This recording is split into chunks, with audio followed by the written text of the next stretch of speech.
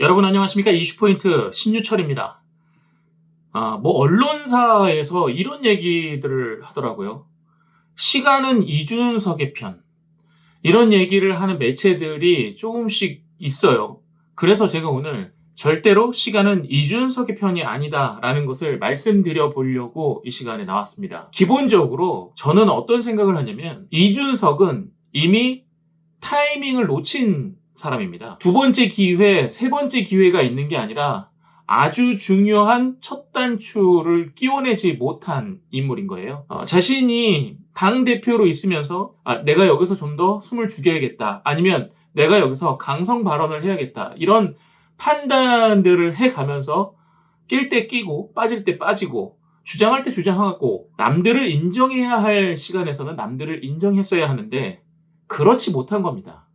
매번 본인만 잘났고 본인 말만 옳았던 거예요. 최고회의 때에 나와서도 본인 뜻대로 되지 않으면 항상 판을 뒤집고 본인이 당대표로 있을 때 대선 후보와 의견이 맞지 않는다고 해서 판을 뒤집고 가출하고 그 첫 단추들이 너무나도 안 맞았기 때문에 결국에는 자신이 대표로 있던 그 정당에서 징계를 받은 겁니다. 심지어 자신이 깨끗하지 못했던 부분들도 있잖아요. 남들이 깨끗하지 못하면 그걸 가지고 충분히 뭐라 할 수 있습니다. 근데 본인이 깨끗하지 못한 부분이 있을 때 그것을 충분히 소명해야 하는 의무도 있는 거예요. 근데 그런 일들에 대해서는 소홀히 하고 오로지 내 말이 맞고 내 말에 반기를 들면 그 사람과 싸우고 이런 행태를 계속 보여왔기 때문에 더 이상 사람들이 이 사람을 당대표로 두고 우리가 여권의 보수 정당이라는 타이틀을 가져가기가 너무 어렵다라고 판단을 한 거죠. 그래서 이준석과 보수의 국민의힘은 너무나도 멀어진 겁니다. 다음에 이준석이 보수 정당을 만든다 한들 그 보수 정당이 국민이 생각하는 그 보수와 진짜 같은 방향일까에 대한 고민들이 엄청나게 생기기 시작한 겁니다. 기존의 보수와도 합치지 못하는 그 보수가 어떤 보수일까? 적어도 우리가 국민의힘이라는 이 보수, 우리 대통령을 만들어낸 이 보수 정당을 믿고 있는 상황에서 새로운 보수? 그럼 국민 공감대는 어떻게 형성하지?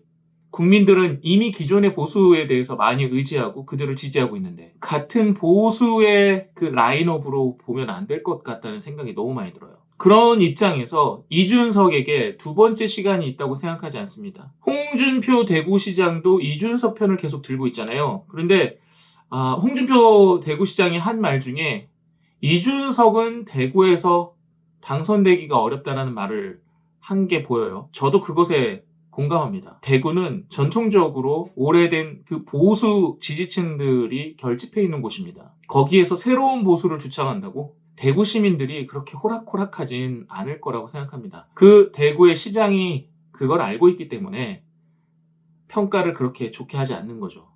현실적인 평가라고 생각해요. 이준석이 김종인 전 비대위원장 또 금태섭 전 의원 이런 사람들을 계속 만나고 있죠. 그 사람들을 만나는 이유는 아직까지 현역 의원들 중에서 답을 찾지 못했기 때문이라고 생각합니다. 외면받는 사람들을 찾는 수준인 거잖아요. 지난번에도 얘기를 하긴 했지만 1등이 아니라 2등을 찾아다니는 중이에요. 그런데 중요한 건 현재 1등을 어떻게 포섭하느냐 그게 가장 큰 숙제라고 생각하거든요. 그 숙제를 아직 못 풀어낸 겁니다.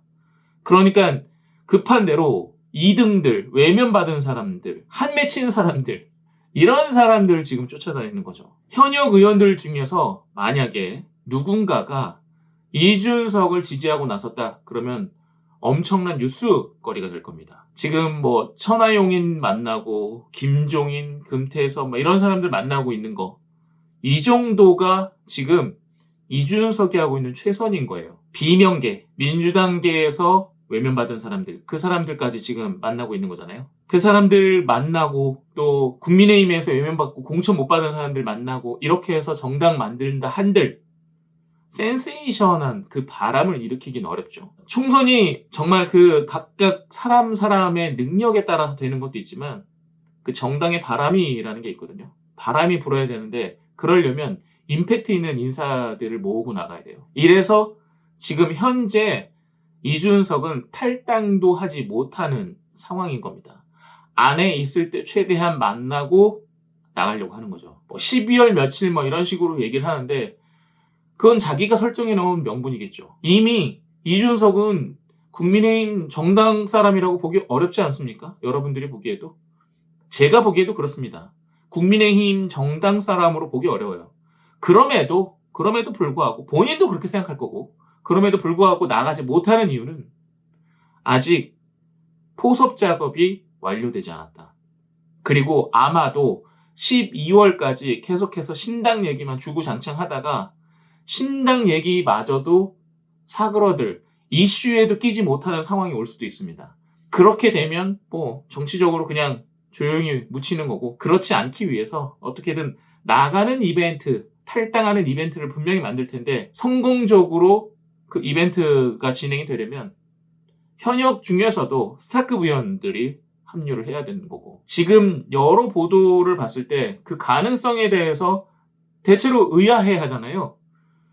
잘 될 것 같아. 그런데 나는 가기 싫어. 이런 반응이잖아요. 이 반응을 계속해서 봐야 된다고 봅니다. 이 흐름이 물론 변할 수도 있지만 현재로서 이준석이 갖고 있는 임팩트에 한계가 있는 겁니다.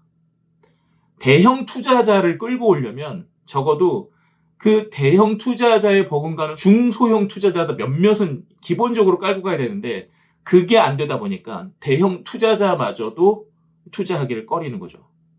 어느 정도 판이 만들어져야 되는데 그게 안 만들어졌다는 겁니다. 국민의힘 내부에서는 계속 갈등 요소를 가져가고 그러면서 어딘가 모르게 민주당과 뜻이 비슷한 부분들이 있고 그렇게 되면 민주당의 2등들도 이준석을 따르는 사람이 몇몇은 있겠죠. 근데 이준석은 결국 전국 정당보다는 대구 신당을 계속 얘기하고 있어서 판이 이준석의 마음대로 흘러가진 않을 것 같고 이준석이 신당을 만든다고 해도 거기서도 아마 크게 부딪힐 겁니다. 본인 당선을 위해서 뛰지 말고 가능성 있는 더 많은 국회의원들이 당선될 수 있도록 뛰어달라는 요구가 있을 겁니다. 그렇게 되면 본인은 뭐 당대표 하더라도 국회의원은 또 아니겠죠. 어쨌거나 이런 형태든 저런 형태든 이준석의 시간이 길지 않은 겁니다. 이 매체들이 왜 자꾸 이준석과 국민의힘이 함께 가기를 바라는 건지 보수 매체대로 그러네요. 국민의힘 쪽에서는